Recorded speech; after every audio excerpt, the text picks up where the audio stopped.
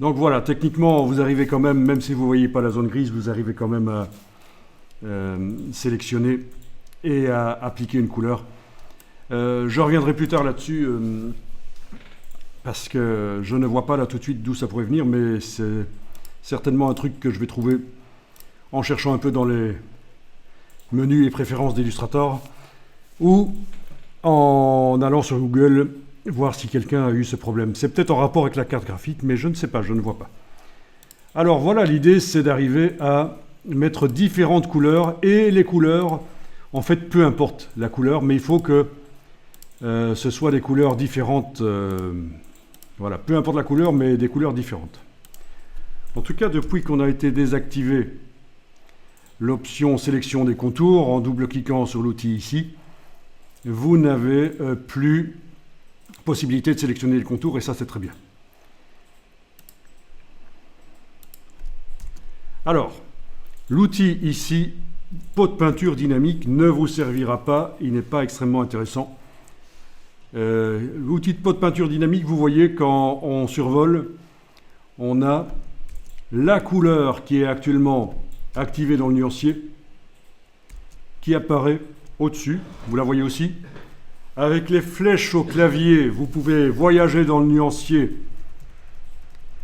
Ce serait intéressant si on avait un nuancier réduit, un nuancier dans lequel on n'a que les couleurs qu'on va utiliser dans l'illustration. On a jeté plein de couleurs, et dans ce cas-là, voilà, quand on fait de la bande dessinée par exemple, ou de l'illustration, oui, ça peut être le cas, mais ici, ça ne va pas vous servir énormément, parce qu'on n'a pas préparé le nuancier pour ça.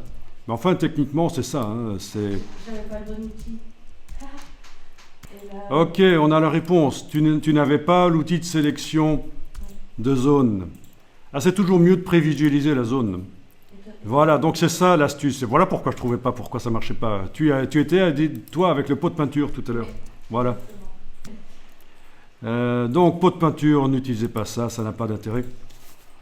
Le pot de peinture dynamique, on s'en sort très bien avec ça. Alors, n'essayez pas de mettre des dégradés ou quoi que ce soit. Oui, si vous essayez de mettre un dégradé, ça risque d'être difficile en fait. Si, vous pouvez tester si vous voulez. Allez-y. Sélectionnez une forme, évidemment pas trop petite. Activez un dégradé. Donc, on peut aller chercher éventuellement la fenêtre dégradé de couleur.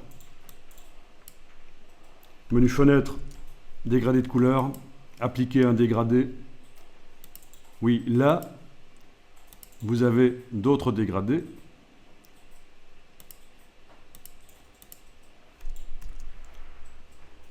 Dans le bas à gauche de la palette nuancier, vous avez aussi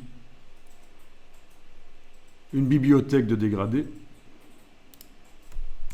Donc techniquement, il est possible de mettre un dégradé. Oui, c'est intéressant de tester ça. L'application d'un dégradé sur le fond, et je vais passer vers d'autres bibliothèques avec les petites flèches ici, ce qui m'évite de retourner dans le menu. Ok, je vais tester ça. En fait, ce n'est pas vraiment le moment d'être créatif au niveau des couleurs. Là, ce qu'on fait, c'est une préparation technique pour la suite, et là, on sera créatif à un certain moment, quand la peinture dynamique sera décomposée. Mais ça peut être intéressant de tester ceci malgré tout, comme ça vous voyez qu'appliquer un dégradé c'est un peu foireux. Pourquoi? Ben déjà, les petits points qui montrent que c'est sélectionné nous empêchent de bien voir le dégradé. Bon, ceci dit, il suffirait d'aller dans le menu affichage, masquer le contour de sélection, commande H sur le Mac, CTRL H sur le PC, et voilà. Et on arrive malgré tout à sélectionner des formes, leur appliquer un dégradé. Voilà. C'est pas un problème.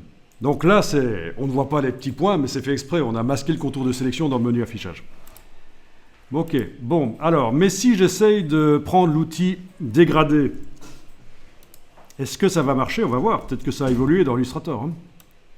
Ah ben non, ça marche pas. Hein. Vous voyez, l'outil dégradé, il est censé nous permettre de repositionner le dégradé, de changer l'orientation, la longueur, tout ça. Mais quand vous avez sélectionné avec l'outil sélection, oui, il est là. Ok, la palette est là, je ne la voyais plus. Avec l'outil sélection de peinture dynamique, vous avez sélectionné une forme.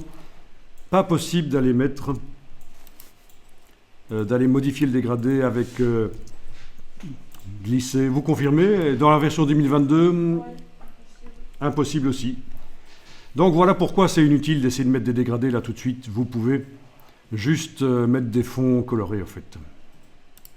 Les dégradés, vous allez les faire plus tard quand on aura décomposé la peinture dynamique. Au niveau des couleurs, je mets vraiment n'importe quoi tant que ce sont des couleurs différentes pour me montrer les différentes formes